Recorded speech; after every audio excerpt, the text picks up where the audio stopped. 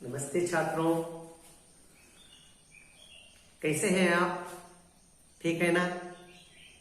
अच्छा, ठीक है। 10वीं कक्षा में आप सबका स्वागत है। मैं टी धनंजय, प्रधान अध्यापक श्री रुद्रेश्वरा हाई स्कूल, गोप्पेनहಳ್ಳಿ, चನ್ನगिरी तहसील, दावणಗೆರೆ जिला से हूं। छात्रों, आप सभी वंदे मातरम गाना जानते हैं ना?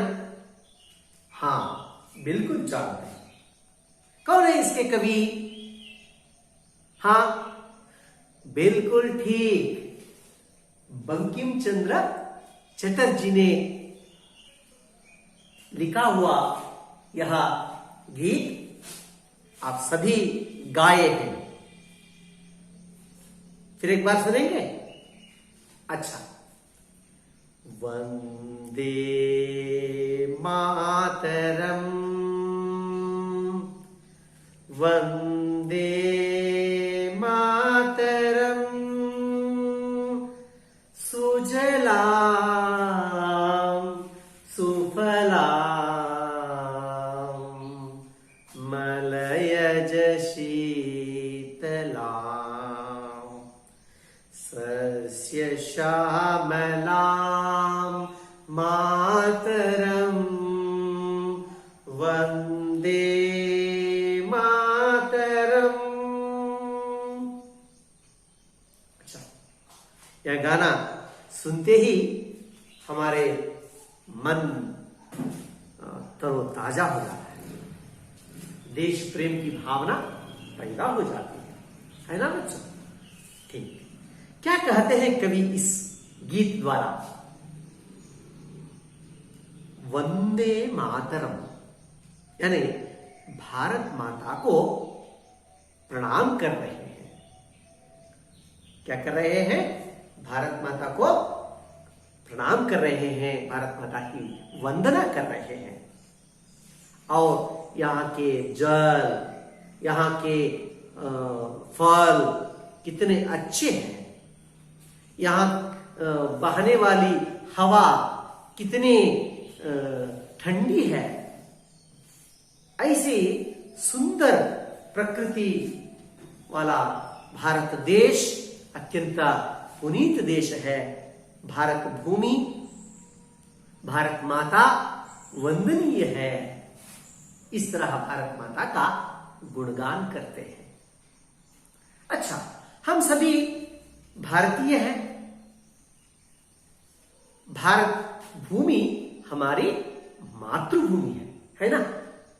ठीक, तो बच्चों आज तृतीय भाषा हिंदी 10वीं कक्षा की पहली कविता। अच्छा, तो बच्चों आज हिंदी वल्लरी तृतीय भाषा हिंदी 10वीं कक्षा की पहली कविता मातृभूमि है ना? इस मातृभूमि कविता का आज विस्तृत जानकारी प्राप्त करेंगे बच्चों। अच्छा, तो बच्चों आज हम मातृभूमि कविता का पढ़ाई करेंगे। इस कविता के कवि कौन है, इसके बारे में भी हमें जान लेना चाहिए ना बच्चों? अच्छा, ठीक है। मातृभूमि कविता के कवि हैं श्री भगवती चरण वर्मा। कौन है बच्चों? भगवती चरण वर्मा। तो इस मातृभूमि कविता का आशय क्या है? कवि इस कविता द्वारा हमें क्या कहने जा रहे हैं, इसे जान लेना बहुत महत्वपूर्ण है ना बच्चों? हाँ, ठीक है। तो हम पहले इस कविता का आशय समझेंगे और उसके बाद में कविता पाठ करेंगे। इस कविता के द्वारा कवि मातृभूमि की विशेषता का परिचय देते हुए छात्रों के मन में देश प्रेम का भाव जगाना चाहते हैं। इस कविता द्वारा देश प्रेम का भाव बढ़ाने, छात्रों के मन में देश प्रेम का भाव जागृत हो सके, इस तरह के उद्देश्य से कवि भगवती चरण वर्मा ने इस कविता को लिखा है। अच्छा, हम कविता पढ़ने से पहले कवि भगवती चरण वर्मा जी का परिचय कर लेना चाहिए। कर लेंगे? अच्छा,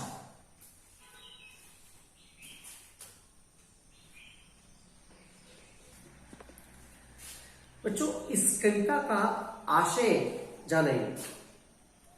भगवती चरण प्रस्तुत कविता में कवि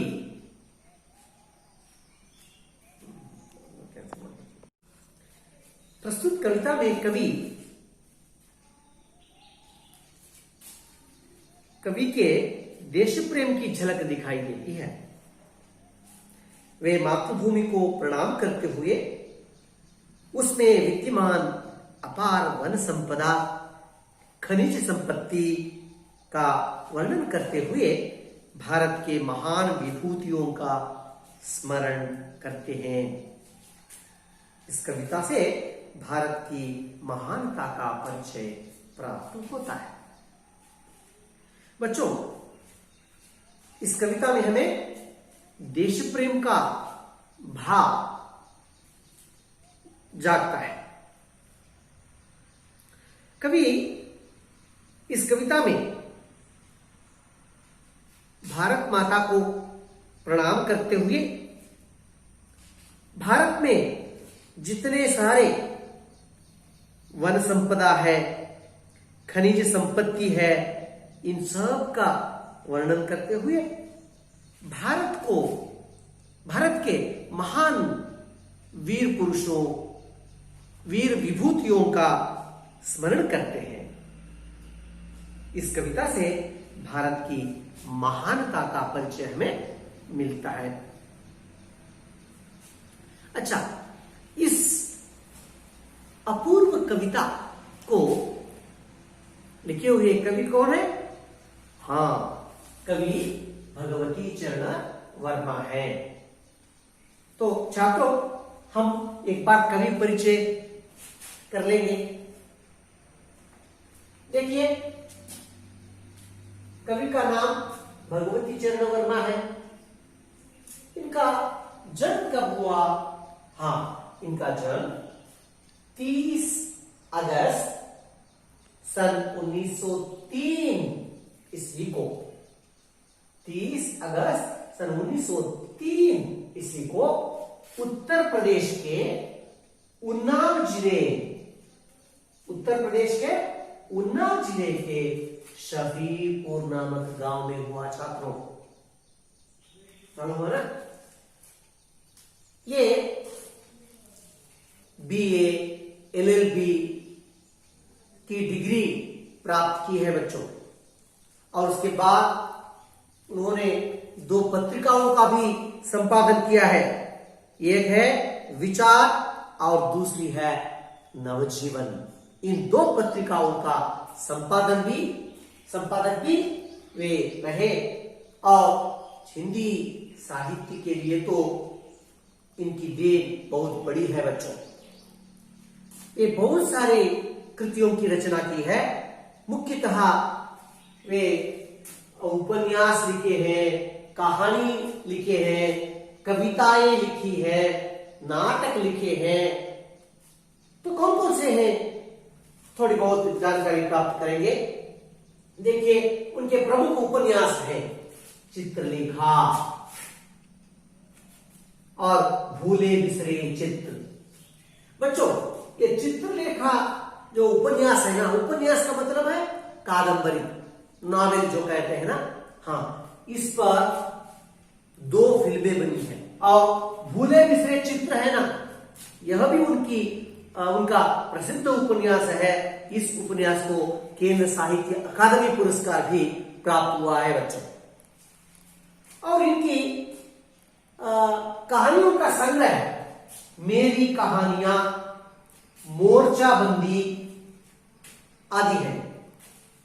और इनके कविता संग्रह यानी कवन संकलन आता है कि बोला, हाँ, कविता संग्रह है मेरी कविताएं, सविनय और नाराज कविता, ये उनकी कविता संग्रह है बच्चों। और उन्होंने नाटक भी लिखे हैं। ये नाटक, मेरे नाटक, बहुत सारे नाटक लिखे हैं। उन नाटकों का संग्रह मेरे नाटक नाम से प्रकाशित है। और वसीयत नाम का भी उनका एक नाटक है। अच्छा, ऐसे महान कवि का देहांत 5 अक्टूबर सन 1981 को हुआ बच्चों। कब हुआ? भगवती चरण वर्मा का देहांत कब हुआ बच्चों? 5 अक्टूबर सन 1981 को उनका दुखद देहांत हुआ। ठीक है, बस। अच्छा छात्रों, इस कविता में कुछ नए शब्द हैं। उन नए शब्दों का अर्थ हम समझें। शायद यानी सोया हुआ। अमर है मृत्यु ही, जो कभी नहीं मरता। हस्त यानी हाथ। सुहाने यानी सुंदर। धाम का अर्थ है घर, गृह। गूंजना का अर्थ है प्रतिध्वनित होना, जो बार बार सुनाई देता है ना, प्रतिध्वनि कहते हैं। हाँ, बार बार सुनाई देने वाले ध्वनि को हम प्रतिध्वनि कहते हैं। तो इस प्रकार है बच्चों इस कविता में आए हुए नए शब्द। अच्छा, हम इस कविता को अब हम पढ़ें। मैं आप सबके पास पाठ्य पुस्तक है ना? अच्छा, पाठ्य पुस्तक खोलिए, पृष्ठ संख्या 1 पर अपनी नजर और उंगली चलाइए बच्चों। मैं पहले इस कविता का वाचन करता हूं और बाद में आप भी इसे गाइए। मातृभू शत शत बार प्रणाम, अमरों की जननी तुमको शत शत बार प्रणाम। मातृभू शत शत बार प्रणाम। तेरे उर में शायित गांधी, बुद्ध और राम। तेरे उर में शायित गांधी, बुद्ध और राम। मातृभू शत शत बार प्रणाम। हरे भरे हैं खेत सुहाने, फल फूलों से युत वन उपवन। हरे भरे हैं खेत सुहाने, फल फूलों से युत वन उपवन। तेरे अंदर भरा हुआ है खनिजों का कितना व्यापक धन। मुक्त हस्त तू बांट रही है सुख संपत्ति धन धाम। मातृभू प्रणाम, अमरों की जननी शत शत बार प्रणाम। एक हाथ में न्याय पताका, ज्ञान दीप दूसरे हाथ में। एक हाथ में न्याय पताका, ज्ञान दीप दूसरे हाथ में। जग का रूप बदल दे हे मां, कोटि कोटि हम आज साथ में। गूंज उठे जय हिंद नाद से, सकल नगर और ग्राम, सकल नगर और ग्राम। मातृभू शत शत बार प्रणाम, अमरों की जननी शत तुमको शत शत बार प्रणाम। हाँ, सुना है ना बच्चों? ठीक है, आप भी एक बार इस कविता को पढ़िए। अच्छा, अब हम इस कविता का भावार्थ समझेंगे बच्चों। कवि इस कविता द्वारा हमारी मातृभूमि यानी भारत माता को प्रणाम करते हैं। मातृभू शत शत बार प्रणाम। शत शत यानी 100, शत शत बार का अर्थ है 100 बार। एक बार दो बार नहीं, 100 बार प्रणाम करने पर भी कमी है। किसे प्रणाम कर रहे हैं बच्चों कवि? हाँ, भारत माता को प्रणाम कर रहे हैं। कितने बार प्रणाम कर रहे हैं? 100 बार प्रणाम कर रहे हैं। क्यों प्रणाम कर रहे हैं? क्योंकि भारत माता अमर वीर पुरुषों को, अमर पुरुषों का जन्म दिया है। अमर, अमर का अर्थ क्या समझा हमने? अमर यानी जो मृत्युहीन, जो कभी मरता नहीं हो, है ना? जो कभी नहीं मरता है उसे हम अमर कहते हैं। ऐसे अमर पुरुष कौन कौन है? गांधी, बुद्ध, राम। क्या ये मरे नहीं है? हाँ, वे भौतिक रूप में मरे हुए हैं, लेकिन मरकर भी वे आज भी जीवित हैं।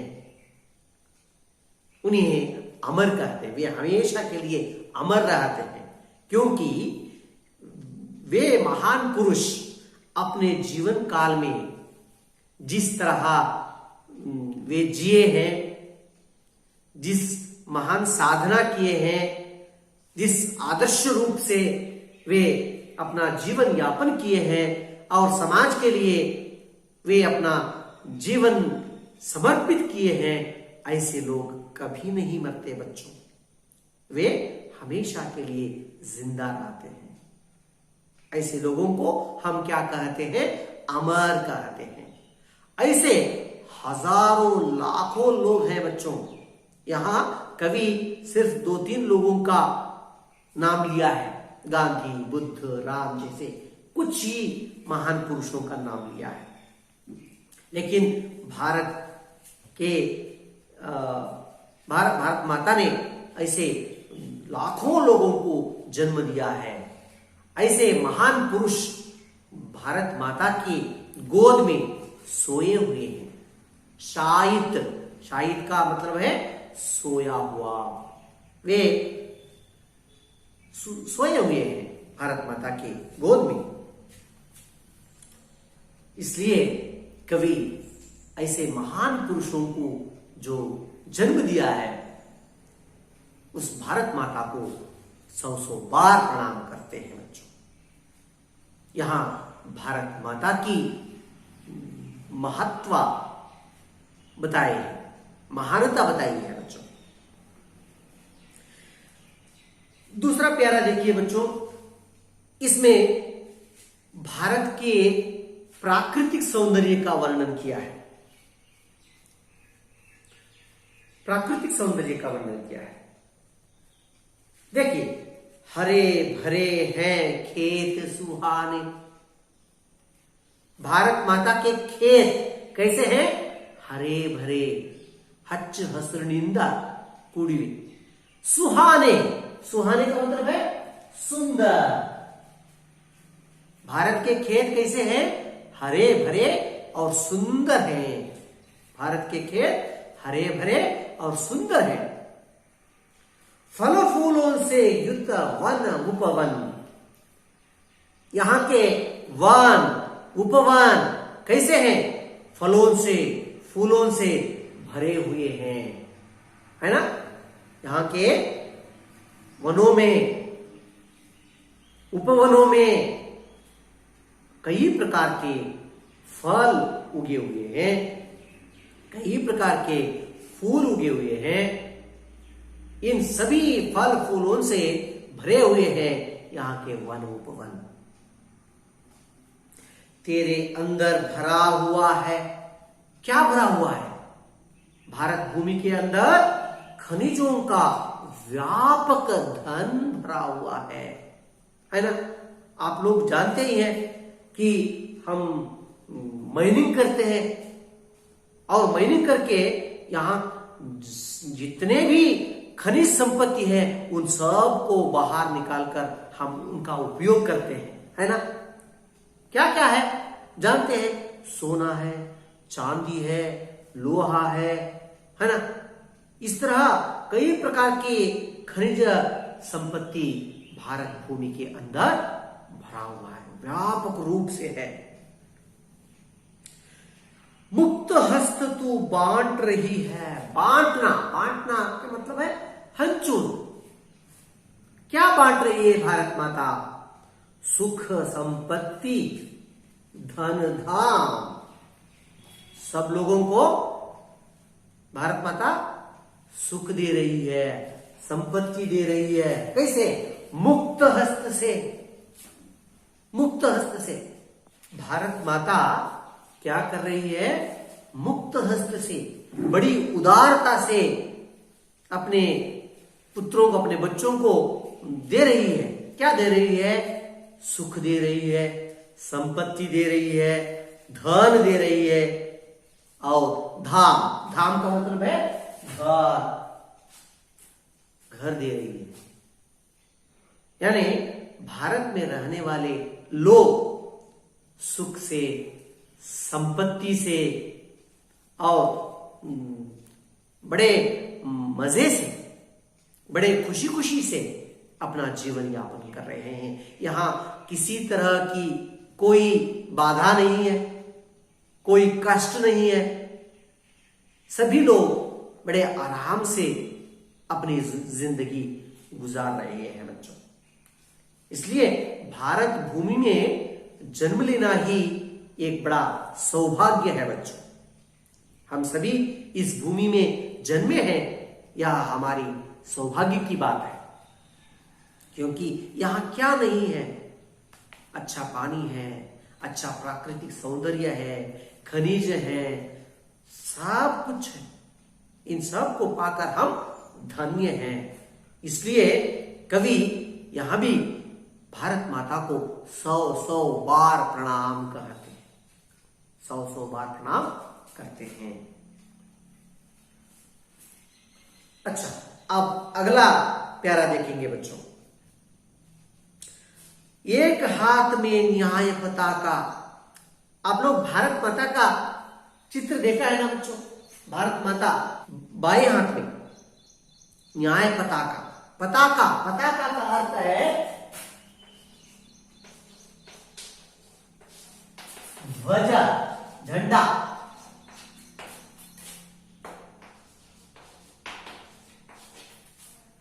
पताका का अर्थ क्या है बच्चों? ध्वजा, झंडा। भारत माता तिरंगा झंडे को पकड़ा है ना बच्चों। हाँ, भारत माता के एक हाथ में न्याय पताका है। क्या किसका प्रतीक है यह तिरंगा झंडा?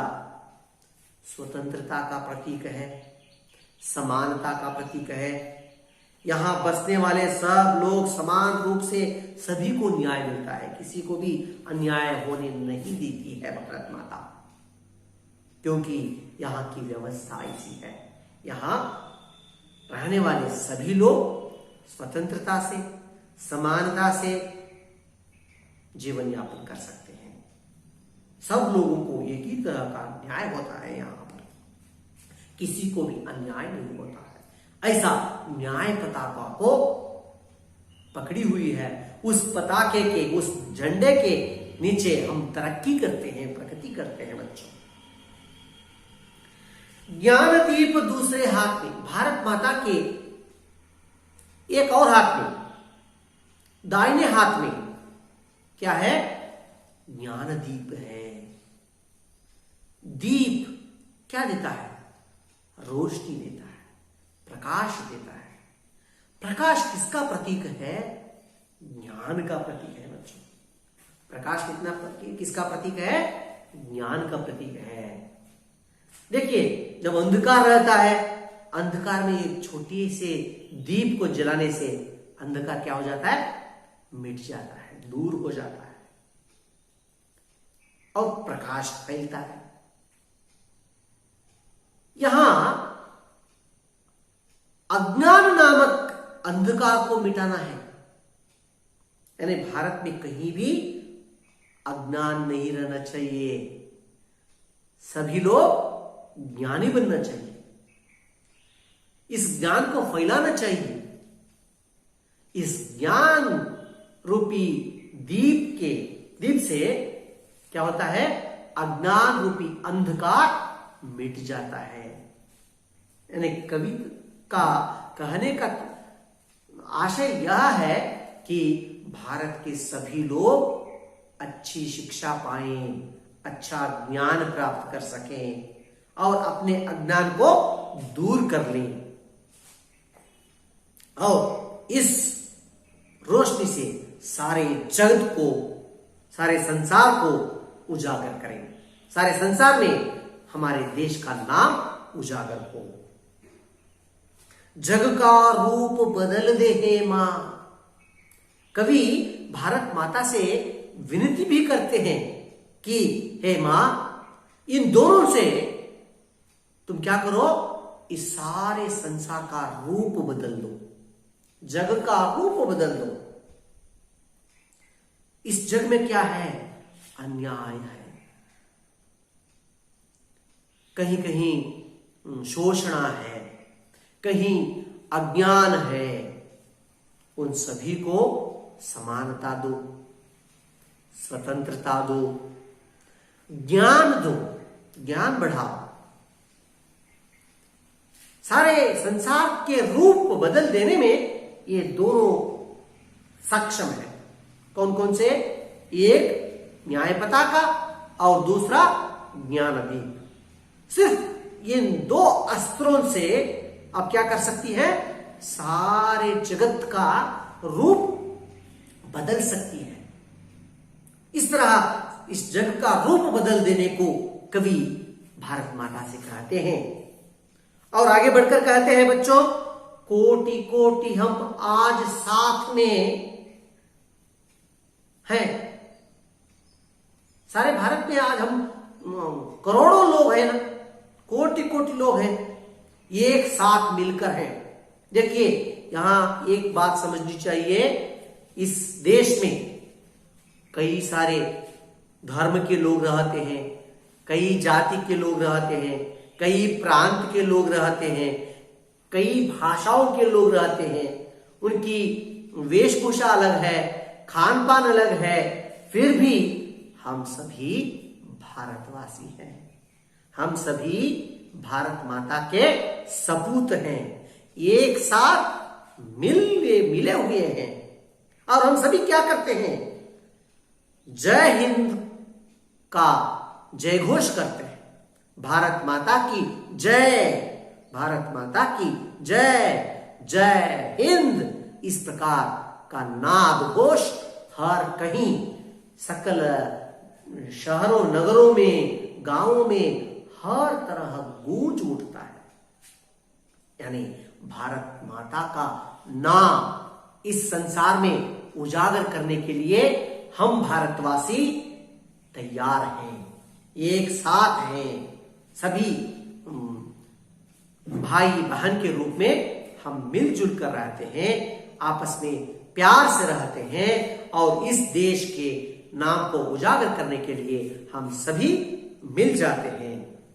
ऐसे महान देश में जन्मे हम सच में बड़े धन्य हैं बच्चों। इसलिए हमें जन्म देने वाली मां यानी भारत माता बहुत बड़ी उदार है। उसकी उदारता को हम जितनी प्रशंसा करें तो भी कम ही है।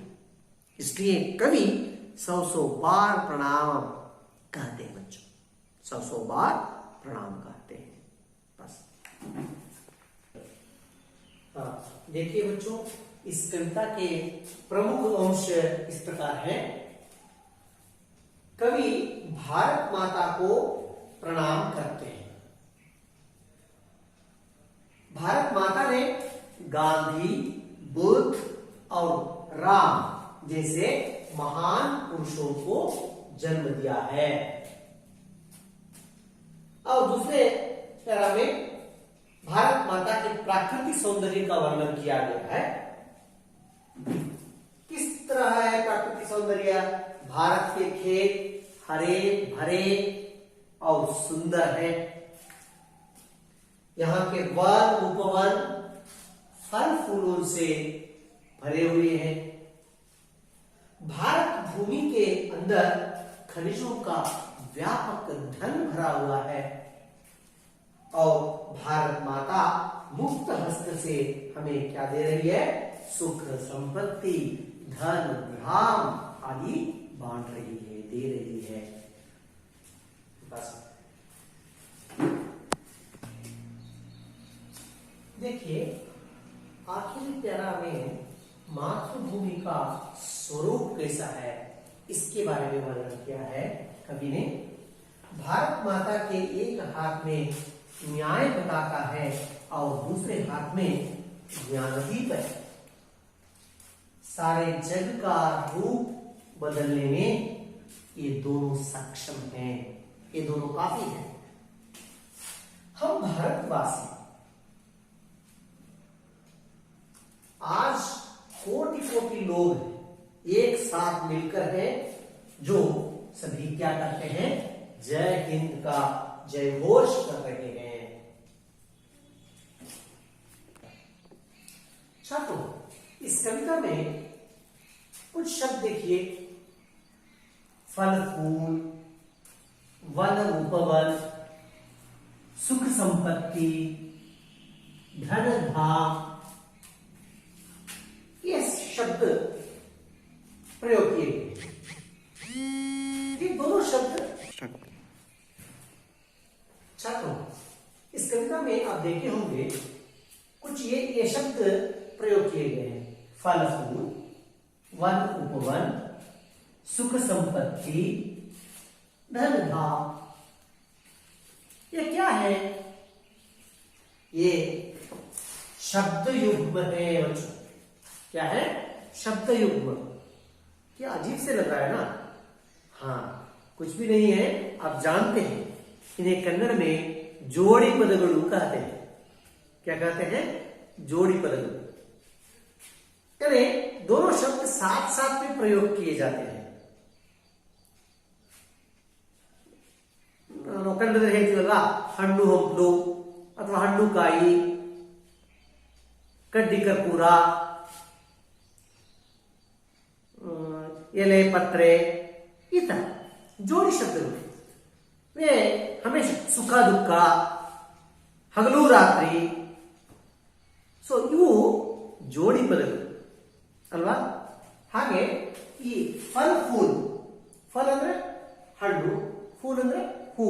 इन दोनों का अर्थ अलग अलग है, लेकिन साथ साथ में एक ही साथ में वे प्रयोग किए जाते हैं। वन, उपवन, वन यानी जंगल, उपवन यानी उद्यान, इन दोनों का अर्थ अलग है, फिर भी साथ साथ में प्रयोग किए जाते हैं। सुख, संपत्ति, उसी तरह धन, धाम, धन का मतलब पैसे और धाम का मतलब है गृह, घर। दोनों का अर्थ अलग अलग होने पर भी दोनों का प्रयोग साथ साथ में किए जाते हैं। ऐसे शब्दों को क्या कहते हैं? शब्द युग्म। युग्म यानी जोड़ी, जोड़ी शब्द शब्द युग्म कहते हैं। लेकिन ये शब्द देखिए, शत शत, कोटि कोटि, ये शब्द दोनों का अर्थ एक ही है। शत शत, शत यानी 100 और एक शत 100, 100 बार, और कोटि कोटि, शत शत यानी 100, कोटि कोटि करोड़ों करोड़, करोड़ करोड़, यानी दोनों शब्दों का अर्थ एक ही है, लेकिन एक ही भाव को जोर देकर कहने के लिए ऐसे शब्द को 2 बार प्रयोग करते हैं। जैसे हम करते हैं, ये जल्दी जल्दी आओ, जल्दी जल्दी, बेगा बेगा बा, यानी जल्दी आओ। इसको और जोर लगाने के लिए 2 बार प्रयोग करते हैं, जल्दी जल्दी आओ। 100 बार, कोटि कोटि प्रणाम, ऐसे कहते हैं। यानी एक ही अर्थ देने वाले शब्द को 2 बार प्रयोग करते हैं, उन्हें द्विरुक्ति कहते हैं। क्या कहते हैं? द्विरुक्ति कहते हैं। देखिए, शत शत और कोटि कोटि, ये शब्द द्विरुक्ति है। फल फूल, वन उपवन, सुख संपत्ति, धन धाम आदि क्या है? शब्द युग्म है। ठीक है, बस। देखिए छात्रों, आपको अनुरूपता करके एक प्रश्न पूछा जाता है। यह अनुरूपता क्या है? देखिए, पहले 2 शब्दों के बीच में जो शब्द संबंध रहता है, उसी तरह का संबंध तीसरे शब्द से क्या होता है, उसे यहां रिक्त स्थान में चौथे शब्द के रूप में लिखना होगा। देखिए, यहां पहले 2 शब्द क्या है? वसीयत, क्या है? नाटक है। इस कविता की कवि भगवती चरण वर्मा जी की रचनाओं को हम जान रहे थे, तब हमने देखा वसीयत नाम का एक नाटक लिखा है उन्होंने। तो चित्रलेखा यह कौन सा विध है? यह उपन्यास है। यह भी उनकी कृति है, लेकिन यह क्या है? उपन्यास है। उपन्यास ಅಂದ್ರೆ ಕಾದಂಬರಿ, ಚಿತ್ರಲೇಖ ಅನ್ನೋದು ಒಂದು ಕಾದಂಬರಿ, वसीयत ಅನ್ನೋದು ಒಂದು नाटक। समझ में ना बच्चों? अच्छा, ठीक है। दूसरा प्रश्न है शत शत। मैंने थोड़ी देर पहले बताया, शत शत यहां क्या है? द्विरुक्ति है। शत शत क्या है? द्विरुक्ति है। तो हरे भरे, यह क्या है? शब्द युग्म है। क्या है? शब्द युग्म है। ठीक है। भारत माता का स्वरूप देखा आपने, बाएं हाथ में न्याय पताका। भारत माता के बाएं हाथ में क्या था? न्याय पताका था। तो दाहिने हाथ में क्या पकड़ा हुआ था भारत माता ने? हाँ, ठीक समझा आपने, ज्ञानदीप। भारत माता के दाहिने हाथ में क्या था? ज्ञानदीप था।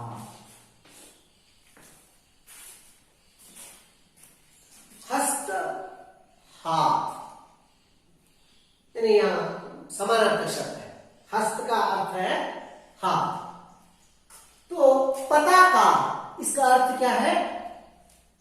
ध्वजा अथवा झंडा, है ना? अच्छा, इस तरह अनुरूपता के प्रश्नों को लिखना है बच्चों। अच्छा, देखिए बच्चों, यहां रिक्त स्थान की पूर्ति कीजिए। एक कवि मातृभूमि को डैश बार प्रणाम कर रहे हैं। कितने बार प्रणाम कर रहे हैं? हाँ, ठीक कहा आपने, शत शत बार। कितनी बार? शत शत बार प्रणाम कर रहे हैं। दूसरा प्रश्न, भारत मां के उर में गांधी, बुद्ध और राम डैश हैं। क्या है? हाँ, ठीक समझा आपने, शायित है। शायित यानी सोए हुए हैं, है ना? भारत माता की गोद में वे चिरनिद्रा में सोए हुए हैं। वन उपवन डैश से युक्त है। किससे भरे हुए हैं वन उपवन? हाँ, बहुत अच्छे, फल फूलों से। किससे? फल फूलों से युक्त है। ठीक है, अब चौथा प्रश्न देखिए, डैश हस्त से मातृभूमि सुख संपत्ति बांट रही है। मातृभूमि यानी भारत माता किस तरह बांट रही है हमें सुख संपत्ति, धन धाम आदि? हाँ, मुक्त हस्त से। मुक्त हस्त से क्या कर रही है? वह सुख संपत्ति बांट रही है। ठीक है, अब पांचवा प्रश्न देखिए, सभी ओर डैश का नाद गूंज उठे। कौन सा नाद गूंज उठना चाहिए? सभी ओर डैश का नाद गूंज उठे, यानी सकल नगर और ग्राम सभी ओर कौन सा नाद गूंज उठना चाहिए? हाँ, जय हिंद का नाद।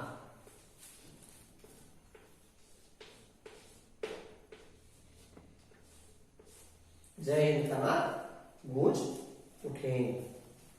तो इस तरह सभी प्रश्नों को आप आसानी से उत्तर दे सकते हैं। इस कविता में बहुत ही मुख्य रूप से दो प्रश्न देख लेना चाहिए बच्चों। एक है भारत माता का प्राकृतिक सौंदर्य और दूसरा है भारत माता का स्वरूप, मातृभूमि का स्वरूप किस प्रकार है। इन दोनों प्रश्नों को आप ठीक तरह देख लेने से 3 अंकों के लिए इन दोनों में से किसी एक प्रश्न को जरूर पूछा जाएगा बच्चों। इसलिए आप लोगों को इन दोनों प्रश्नों को बहुत अच्छी तरह सीख लेना चाहिए और जो भी प्रश्न पूछे उसे अच्छी तरह उसका उत्तर लिख देना चाहिए, तो आपको पूरे के पूरे अंक मिल जाएंगे।